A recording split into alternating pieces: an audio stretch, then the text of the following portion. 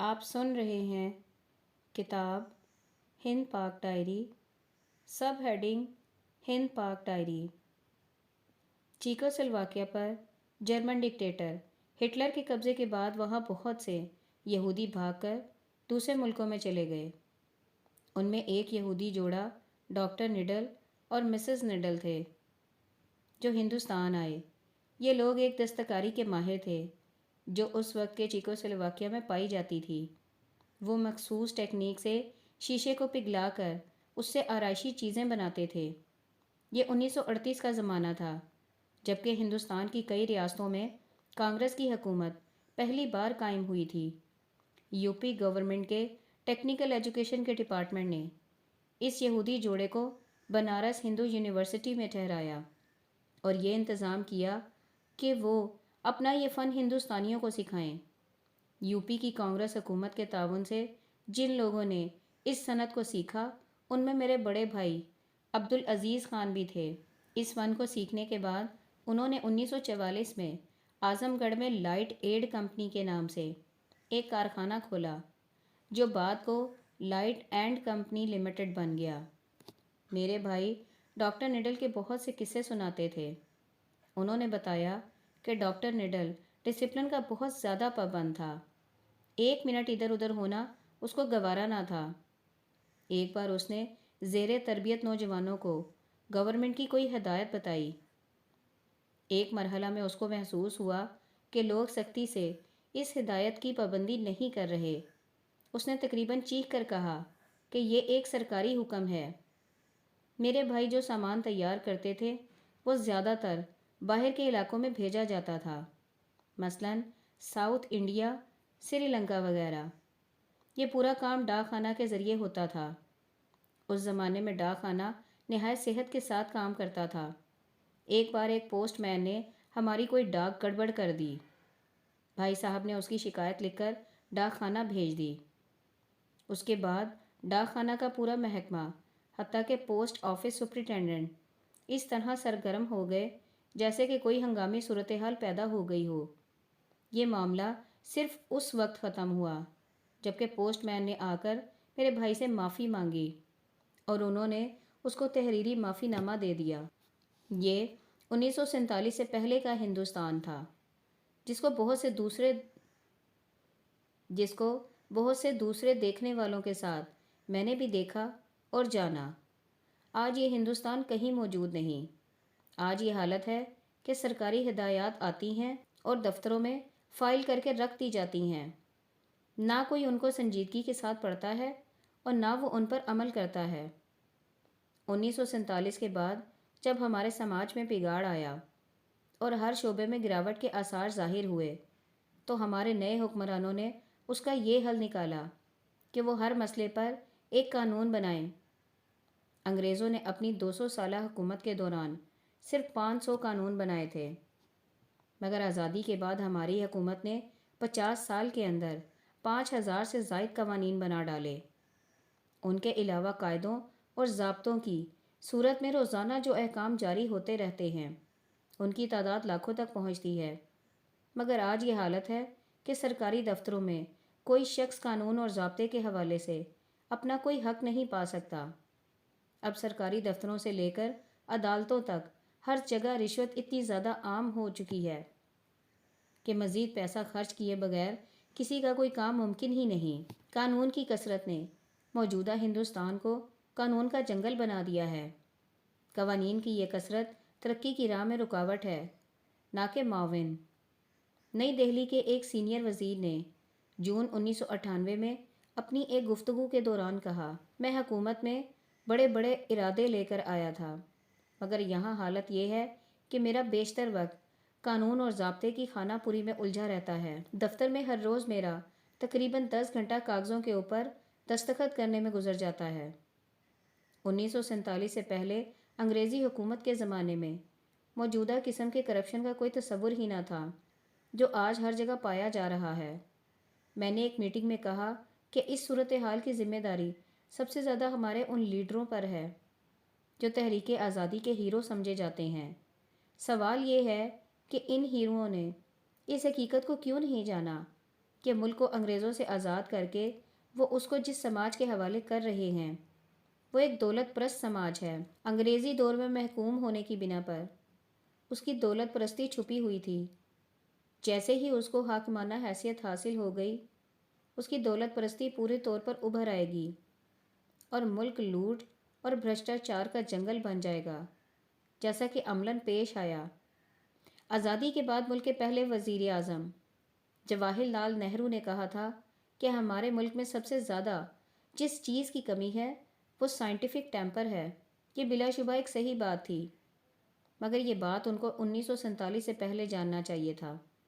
ہمارے لیڈروں ہندو اور مسلم دونوں پر فرض کے درجے میں ضروری تھا کہ وہ سب سے پہلے یہ کام کریں کہ قوم سے دولت پرستی کا مزاج ختم کریں اور اس کے اندر صحیح معنوں میں سائنسی مزاج پیدا کریں۔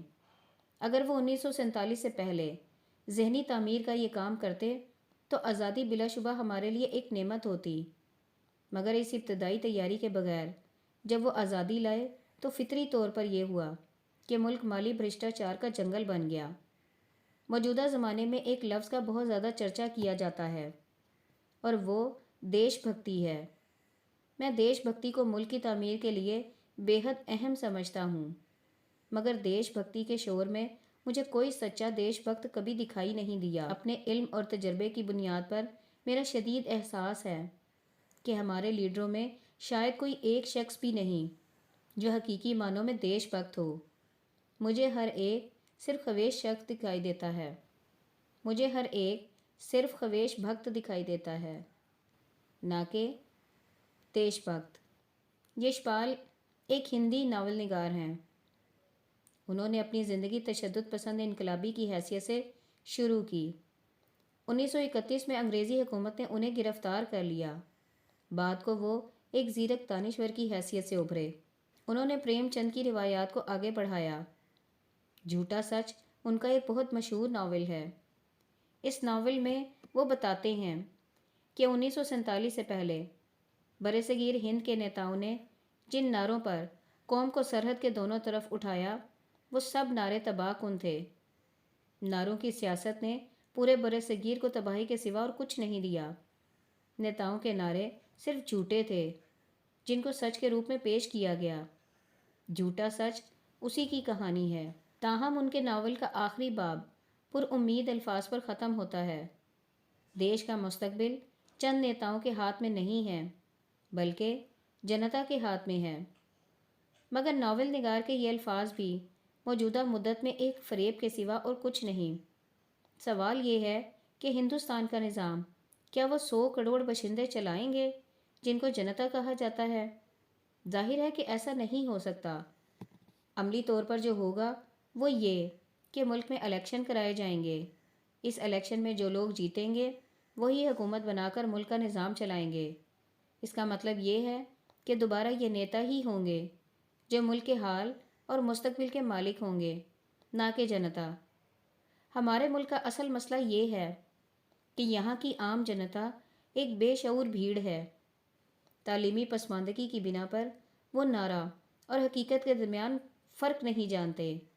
وہ استحصالی الفاظ اور تعمیری الفاظ کے درمیان تمیز نہیں کر سکتے۔ جنتا کی یہ بے شعوری ہے جس نے نیتاؤں کو یہ موقع دیا کہ وہ جھوٹ کو سچ کے روپ میں پیش کریں اور جنتا اس پر یقین کرتے ہوئے انہیں اپنا ووٹ دے۔ 1947 سے پہلے جب مہاتما گاندھی سیاسی آزادی کا آندولن چلا رہے تھے تو ان سے کہا گیا کہ آپ ملک کو آزاد کر کے اسے جن لوگوں کے ہاتھ میں دینا چاہتے ہیں وہ اشکشت ہیں، اور اشکشت لوگ کسی ملک کا نظام درست طور پر نہیں چلا سکتے۔ مہاتما گاندھی نے اس کے جواب میں کہا کہ میرے دیش کے لوگ اشکشت ہیں مگر وہ گیانی نہیں، لیکن پچھلے 50 سال کا تجربہ بتاتا ہے کہ جو لوگ اشکشت ہوں وہ ہمیشہ گیانی ہی ہوتے ہیں۔ گیان کے لیے شکشا دینا اتنا ہی ضروری ہے جتنا کہ جسم کی تندرستی کے لیے غذا۔ یہ فطرت کا ایک اصول ہے جس میں کوئی استثنا نہیں۔ جنتا کی اس کمزوری نے ہمارے لیڈروں کو یہ موقع دیا کہ وہ بڑے بڑے الفاظ بول کر ان کا سیاسی استحصال کریں۔ جو لوگ سنجیدہ طور پر قوم کی تعمیر کرنا چاہتے ہوں وہ ہمیشہ لو پروفائل میں کلام کرتے ہیں۔ لیکن بے شعور جنتا لو پروفائل کی زبان نہیں سمجھتی، چنانچہ وہ ان لوگوں کے پیچھے دوڑ پڑتی ہے جو ہائی پروفائل میں بول رہے ہوں۔ سنجیدہ قائد لوگوں کے سامنے حقیقت پسندانہ پروگرام پیش کرتا ہے، مگر بے شعور جنتا حقیقت پسندانہ پروگرام کی اہمیت کو سمجھ نہیں پاتی، چنانچہ وہ ان لوگوں کے پیچھے بھاگ پڑتی ہے جو فرضی نقشے بنا کر جذباتی تقریریں کر رہے ہوں۔ یہ ساری خرابی اس لیے پیدا ہوتی ہے کہ بے شعور یا کم علم والے لوگ معاملات کا تجزیہ نہیں کر پاتے، اس لیے وہ استحصالی نیتاؤں کا شکار ہو جاتے ہیں۔ مثال کے طور پر مئی 1998 میں ہندوستان کے موجودہ حکمرانوں نے فوجی خزانے پر ناقابل برداشت بوجھ ڈال کر 5 ایٹمی دھماکے کیے۔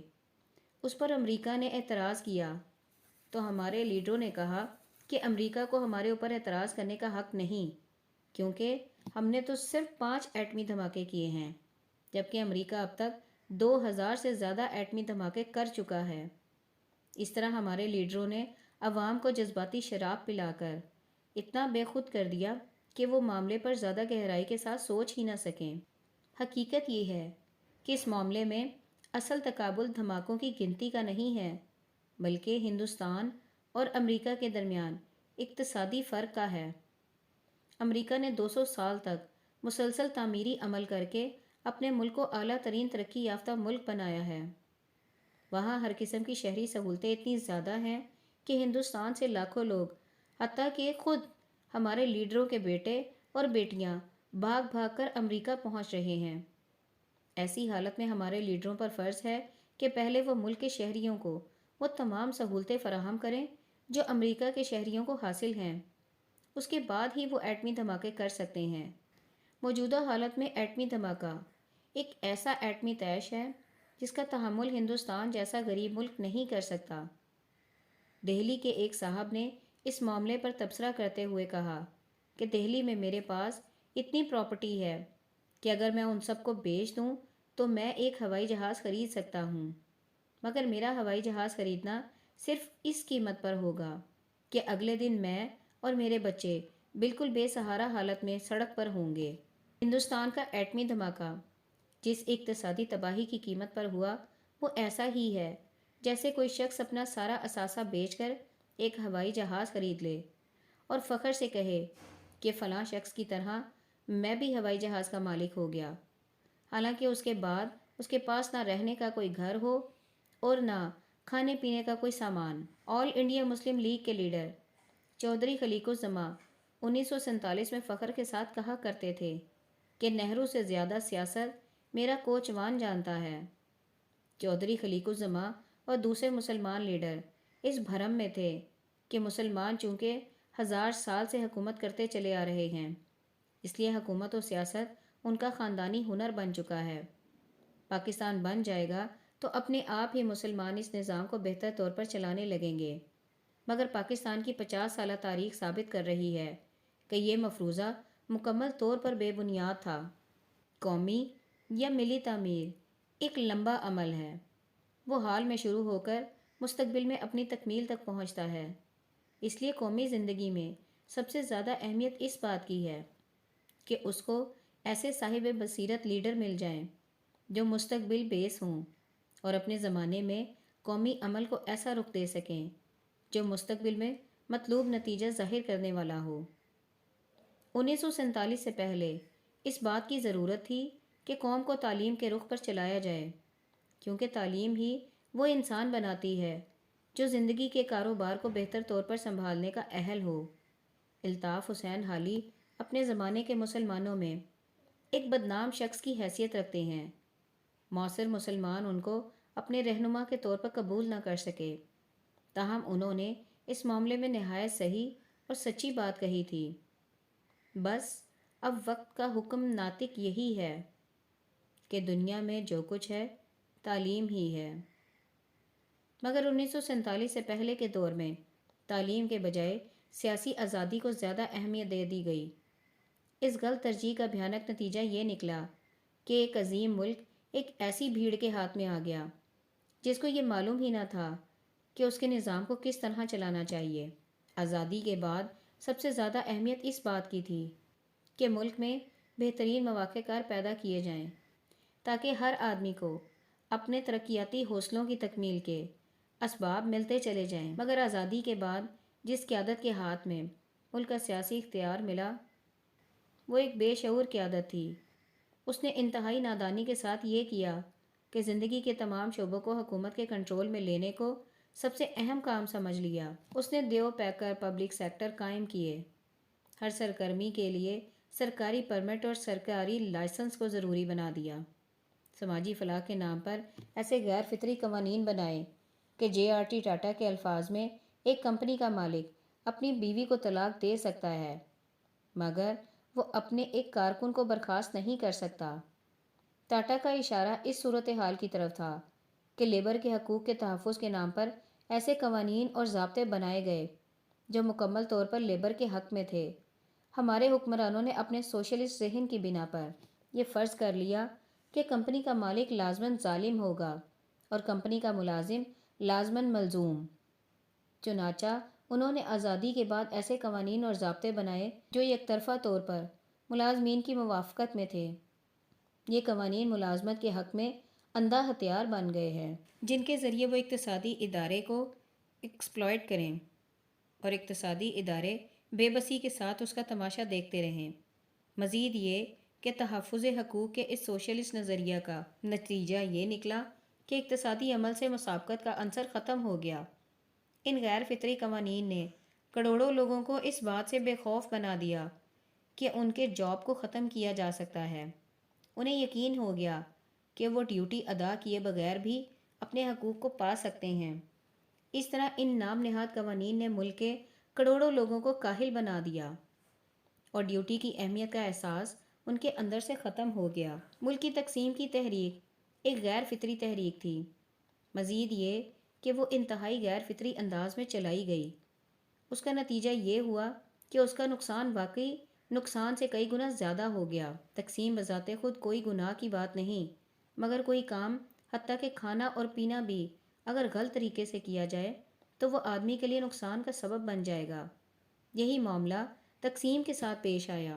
نمبر 1، پہلی بات یہ کہ تقسیم کی تحریک کسی ایجابی سوچ کے تحت نہیں اٹھی، وہ تمام تر رد عمل کے تحت اٹھی۔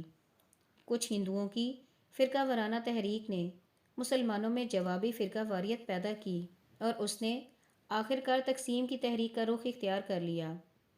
اس تحریک کے سب سے بڑے قائد زبردست نیشنلسٹ اور لمبی مدت تک کانگریسی تھے۔ بعض واقعات کی بنا پر وہ کانگریسی قائدین سے غصہ ہو گئے اور آل انڈیا مسلم لیگ میں شامل ہو کر تقسیم کی تحریک کے علمبردار بن گئے۔ رد عمل کی نفسیات کے تحت جو تحریک شروع کی جائے وہ منفی نتائج تو ضرور پیدا کر سکتی ہے مگر وہ مثبت نتائج کا سبب نہیں بن سکتی۔ یہی پاکستان کے ساتھ پیش آیا۔ نمبر 2، تقسیم کے بعد پاکستان عملاً جہاں بننے والا تھا وہ مسلم اکثریت کا علاقہ تھا، مگر یہ تحریک زیادہ تر ان علاقوں میں چلائی گئی جہاں مسلمان اقلیت کی حیثیت رکھتے تھے۔ دوسرے لفظوں میں یہ کہ اکثریتی علاقے کے مسلمان اپنے ہندو بھائیوں کے ساتھ مل جل کر رہ رہے تھے۔ ان کے یہاں ہندو مسئلے نام کی کوئی چیز موجود نہ تھی، اس لیے ان کے درمیان تقسیم کی تحریک پنپ نہ سکی۔ البتہ مسلم اقلیت والے علاقے کے مسلمان ہندو کی طرف سے عدم تحفظ کے احساس میں مبتلا تھے، اس لیے یہاں اس تحریک کو مفید میدان مل گیا، مگر تحریک کا یہ انداز خطرناک حد تک غیر فطری تھا۔ اس کا لازمی نتیجہ یہ ہوا کہ پاکستان عملاً مسلم اکثریت کے علاقے میں بنا مگر اس کی قیمت تمام تر اس علاقے کے مسلمانوں کو دینی پڑی جہاں وہ اقلیتی حیثیت رکھتے تھے، کیونکہ اسی علاقے میں پاکستانی تحریک کی دھوم مچائی گئی تھی۔ نمبر 3، یہ ایک تاریخی حقیقت ہے کہ پاکستان کی تحریک کی قیادت مسٹر طبقہ نے کی۔ علماء کا طبقہ تقریباً 99% اس سے الگ رہا۔ الفاظ دیگر پاکستان کی تحریک ایک قومی اور مادی تحریک تھی۔ وہ کسی بھی درجہ میں کوئی مذہبی یا اسلامی تحریک نہ تھی، مگر عوام کا استحصال کرنے کے لیے مسلسل طور پر اس کے حق میں اسلام کا نام استعمال کیا گیا۔ اس کی حمایت میں یہ لفظی نعرہ وضع کیا گیا کہ پاکستان کا مطلب کیا، لا الہ الا اللہ۔ ایک قومی تحریک کو اسلامی تحریک بنانا سراسر دو عملی کا ایک فعل تھا۔ یہ وہی چیز تھی جس کو شریعت کی زبان میں منافقت کہا جاتا ہے۔ یہ منافقانہ ریاست کا ایک ایسا واقعہ ہے جس کی کوئی دوسری مثال اسلام کی پوری تاریخ میں نہیں ملتی۔ اس کا نتیجہ یہ ہوا کہ منافقانہ روش پاکستان کی تمام پالیسیوں کا اہم ترین عنصر بن گیا۔ ہر غیر دینی کام کو دینی اصطلاح میں بیان کرنا پاکستان کے دانشوروں کا کمال قرار ٹھہرا۔ اسلام کی پوری تاریخ میں میرے علم کے مطابق کوئی بھی مسلم گروہ ایسا نہیں جس نے منافقت ہی کو اپنی تمام پالیسیوں کی بنیاد بنایا ہو۔ تقسیم کے نتیجے میں بننے والا مسلم ملک ہی اس کی واحد تاریخی مثال ہے، جس کو برعکس طور پر پاکستان کہا جا سکتا ہے۔ نمبر 4، پاکستان جب بنا تو لیڈروں کی ناعاقبیت اندیشانہ سیاست کے نتیجے میں سرحد کے دونوں طرف بھیانک فسادات پھوٹ پڑے۔ لوٹ مار اور قتل و غارت گری کا زبردست سلسلہ شروع ہو گیا۔ اس کے نتیجے میں نفرت کی ایک خونی فصل اگ آئی۔ تقسیم کے بعد سرحد کے دونوں طرف عرصہ دراز تک لوگ زبان اور قلم کے ذریعے اس کی خونی داستانیں دہراتے رہے۔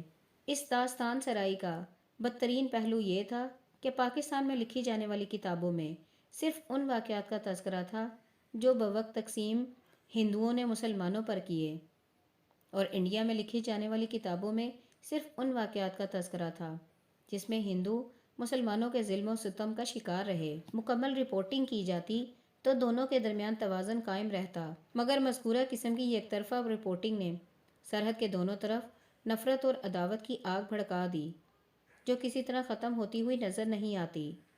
نمبر 5، پاکستان کی بنیاد اگر اسلام پر ہوتی تو وہاں اپنے پڑوسیوں کے لیے محبت اور خیر خواہی کا جذبہ ابھرتا، کیونکہ اسلام دوسری قوموں کو اپنا مدعو سمجھتا ہے اور مدعو کے حق میں ہمیشہ محبت کی نفسیات پیدا ہوتی ہیں، نہ کہ عداوت کی نفسیات۔ مگر پاکستان کی بنیاد باعتبار حقیقت اسلام تھی ہی نہیں۔ پاکستان ہندوؤں سے قومی نفرت کی بنیاد پر بنا۔ اسی کا یہ لازمی نتیجہ تھا کہ پاکستان بننے کے بعد وہاں رات دن ہندو اور بھارت کے خلاف نفرت کا پروپیگنڈا ہونے لگا۔ بھارت کا لفظ پاکستانی زبان میں ایک نفرت انگیز چیز کے ہم معنی بن گیا۔ پاکستانی علماء اور دانشوروں کا ذہن یہ بن گیا کہ پاکستان کی بقا اور اس کے استحکام کے لیے ضروری ہے کہ ہر پاکستانی کو بھارت سے متنفر کر دیا جائے۔ پچھلے 50 سال میں پاکستان کی ہر تقریر و تحریر بھارتی نفرت سے بھری ہوئی نظر آتی ہے۔ یہ بلا شبہ ایک عظیم نقصان ہے، کیونکہ کوئی قوم نفرت کی بنیاد پر نہ کھڑی ہو سکتی ہے اور نہ ہی ترقی کر سکتی ہے۔ نمبر 6، تقسیم کا مطلب علیحدگی ہے۔ دو بھائیوں میں جائیداد کی تقسیم ہو تو دونوں کی فلاح اس میں ہے کہ اول دن ہی ہر چیز کا کامل بٹوارا ہو جائے۔ تجربہ یہ بتاتا ہے کہ خاندانی بٹوارے کے بعد اگر ایک درخت بھی متنازع رہ جائے تو اس پر بھی لڑائی شروع ہو جاتی ہے جو دونوں کو تباہ کر کے رکھ دیتی ہے۔ پاکستان کے قائدین کے لیے فرض کے درجہ میں ضروری تھا کہ وہ اس حقیقت کو جانیں اور 15 اگست 1947 کو اس طرح مکمل طور پر الگ ہو جائیں کہ اس کے بعد کوئی بھی چیز غیر منقسم حالت میں باقی نہ رہے۔ مگر اس سنگین حقیقت کو نہ پاکستانی قائدین نے سمجھا اور نہ ہندوستانی قائدین نے۔ اس کا نتیجہ یہ ہوا کہ تقسیم کے باوجود کشمیر کی ریاست نزاعی حالت میں پڑی رہی۔ یہ بلا شبہ دونوں طرف کے قائدین کے لیے ایک ہمالیائی غلطی تھی۔ اگر یہ کہا جائے تو غلط نہ ہوگا کہ انڈیا اور پاکستان دونوں ہی کے وسائل کا 50% سے زیادہ حصہ کشمیر کے نزاع پر قربان ہو رہا ہے۔ 50 سال گزرنے کے باوجود یہ مسلسل تباہی ختم ہوتی ہوئی نظر نہیں آتی۔ دونوں ملکوں کے قائدین کا یہ اہم ترین فرض تھا کہ تقسیم کے وقت ہی وہ کسی بھی صورت میں اس مسئلے کا مکمل خاتمہ کر دیتے، مگر دونوں میں سے کسی بھی ملک کی قیادت نے اس معاملے میں تدبر کا ثبوت نہیں دیا۔ پاکستان کے سابق وزیر اعظم ذوالفقار علی بھٹو نے بعد از خرابی بسیار 1972 میں وہ معاہدہ کیا جس کو عام طور پر شملہ ایگریمنٹ کہا جاتا ہے۔ اس معاہدے کے تحت پاکستانی وزیر اعظم نے بلا اعلان یہ مان لیا تھا کہ قبضے کی لائن دونوں ملکوں کے درمیان تسلیم شدہ سرحد ہوگی۔ پاکستان کے لوگوں نے اگر 1972 کے اس معاہدے کو دل سے مان لیا ہوتا تو پچھلے 25 سال میں پاکستان نے اتنی ترقی کی ہوتی کہ اس کے عوام کشمیر کو بھول جاتے، مگر پاکستانی حکمرانوں نے کاغذ پر تو دستخط کر دیے مگر اس کو اپنی عملی پالیسی نہ بنا سکے۔ 1972 کے بعد پاکستان میں ایک نئی تاریخ بننے والی تھی مگر وہ بنتے بنتے رہ گئی۔ 1947 سے پہلے کے دور میں ایک انقلابی شاعر نے ایک نظم لکھی جس کا ایک شعر یہ تھا: برج موہن سے نکلا سورج، روشن اپنا مستقبل ہے۔ اس تصور کو لے کر طفیل احمد منگوری نے ایک کتاب لکھی جس کا نام انہوں نے روشن مستقبل رکھا۔ یہ کتاب اس زمانے میں بہت مقبول ہوئی۔ اس واقعے کے تقریباً 60 سال بعد 1 جون 1998 کو میں آل انڈیا نشریات سن رہا تھا۔ اس تاریخ کو واجپئی گورنمنٹ کے وزیر مالیات مسٹر یشونت سہائے کا بجٹ پیش کیا گیا۔ اپنی بجٹ سپیچ انہوں نے اس جملے سے شروع کی کہ آج ایک نیا انڈیا ابھر رہا ہے۔ انہوں نے کسی قدر جوش کے ساتھ کہا کہ 11 مئی کو پوکھرن سے جو سفر شروع ہوا وہ پیچھے جانے والا نہیں۔ میں نے سوچا کہ اپنی نوجوانی کی عمر سے اب تک میں بار بار مختلف لفظوں میں یہ بات سنتا رہا ہوں مگر آج تک یہ الفاظ واقع نہیں بنے۔ نہ سورج نے نکل کر ہماری تاریکیوں کو روشن کیا اور نہ نئے انڈیا کا محل تعمیر ہو سکا۔ بظاہر مستقبل قریب تک اس کی کوئی امید بھی نہیں۔